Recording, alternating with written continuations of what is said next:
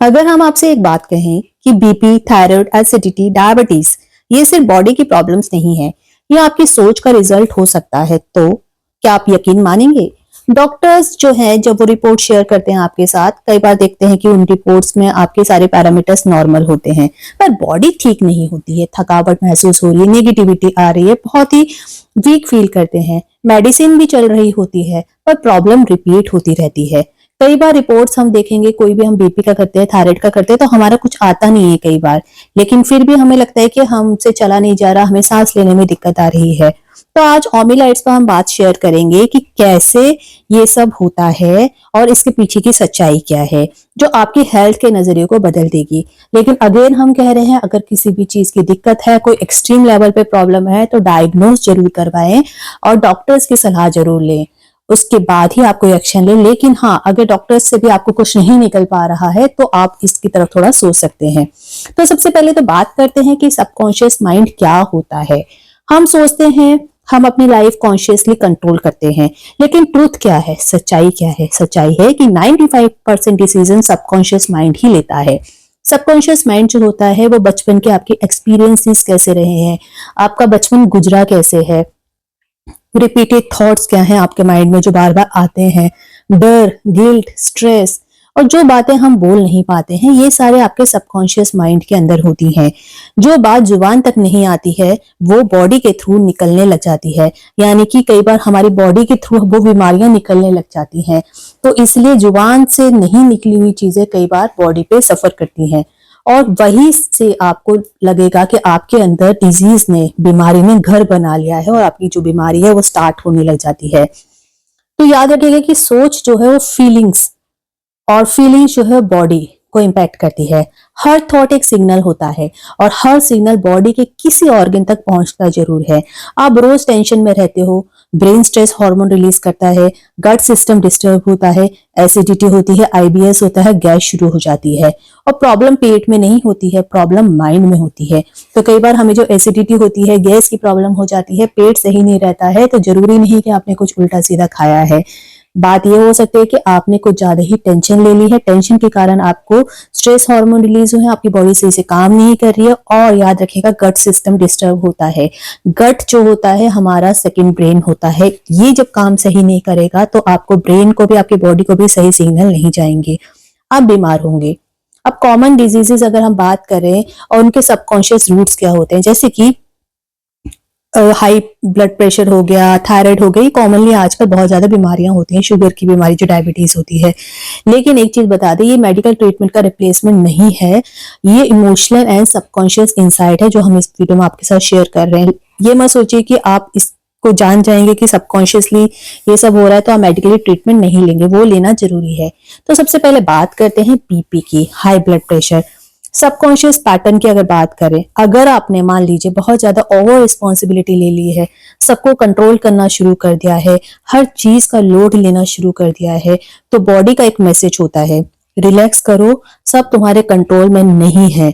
और यहीं से आपका ब्लड प्रेशर हाइक होना शुरू हो जाएगा अगर आप ये सारे सबकॉन्शियसली कॉन्शियसली आपके थॉट्स चलते रहते हैं तो। दूसरा है कि थायराइड। अब थायराइड जब आपको है तो थायराइड ठीक है, आपको हो गया है, लेकिन ये किस कारण होता है? उस समय में किसी इंसान की पैटर्न क्या होता है सबकॉन्शियस माइंड का? Unspoken emotions. कई बार हमारे अंदर के जो इमोशंस है हम उनको कंट्रोल कर लेते हैं, हम कहते हैं कोई सामने वाला नहीं समझेगा और हम टेंशन लेते रहते हैं, इमोशंस को ऐड करते रहते हैं।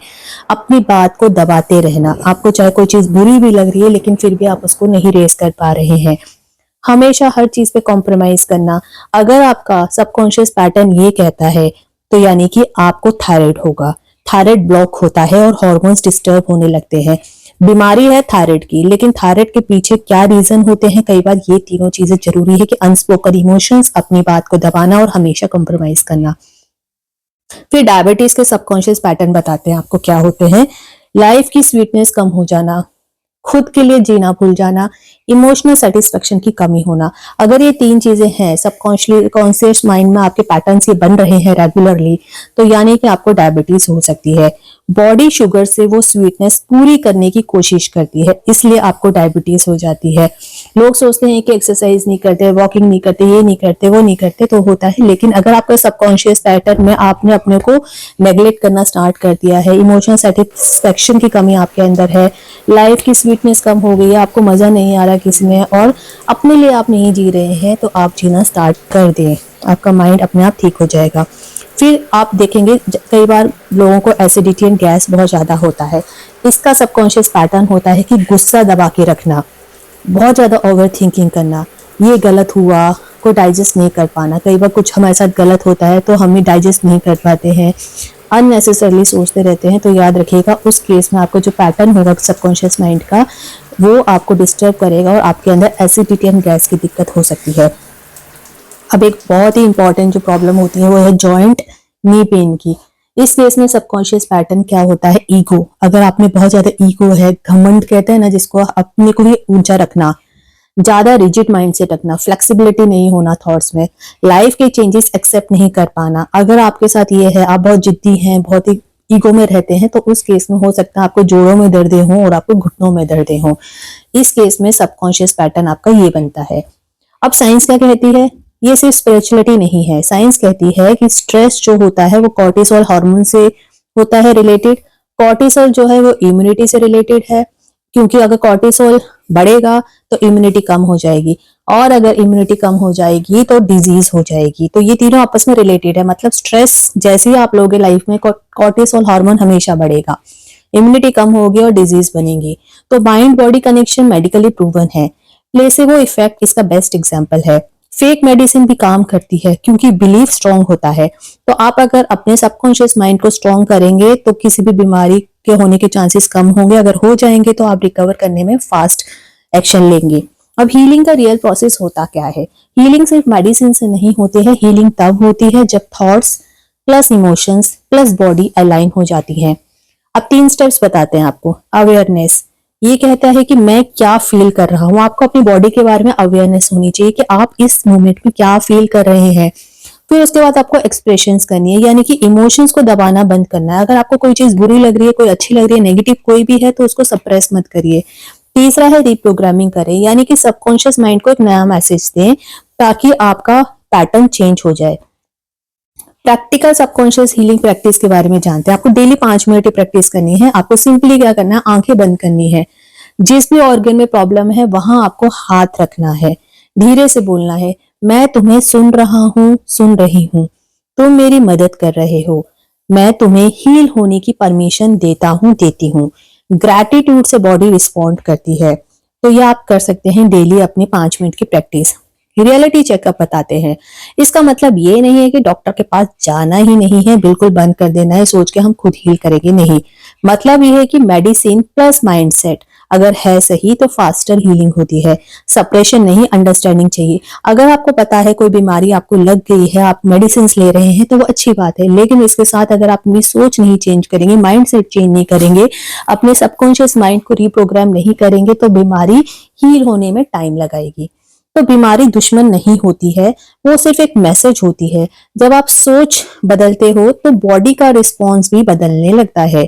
तो इसलिए अपना सबकॉन्शियस माइंड की प्रोग्रामिंग, रीप्रोग्रामिंग करते रहिए, सोच बदलते रहिए। कभी भी कोई स्ट्रेस आ रहा है तो उसके साइड उसका दबाने की कोशिश ना करें, अपने इमोशंस को एक्सप्रेस करने की कोशिश करें और अपने सबकॉन्शियस माइंड को फिर से रीप्रोग्राम करें। तो अगर ये वीडियो आपको समझ में आ रही है तो लाइक जरूर करना। वीडियो को हमने आपके लिए बनाया है, ये सोच के कि आपका सबकॉन्शियस माइंड की प्रोग्रामिंग आप कैसे करेंगे और कैसे आपको फायदा हो सकता है। लेकिन किसी भी मेडिसिन के लिए आप डॉक्टर से जरूर परामर्श करें। वीडियो को आपने अंत तक देखा, इसके लिए बहुत बहुत धन्यवाद। कमेंट में लिखिएगा कि आप अपनी बॉडी को सुन रहे हैं और कैसे आप हील कर रहे हैं। और मेरी लाइट्स को सब्सक्राइब करिए ऐसे ही कॉन्शियस हीलिंग वीडियोस के लिए। मिलते हैं अगले वीडियो के साथ, तब तक के लिए अपना ध्यान रखिए। Thanks for watching.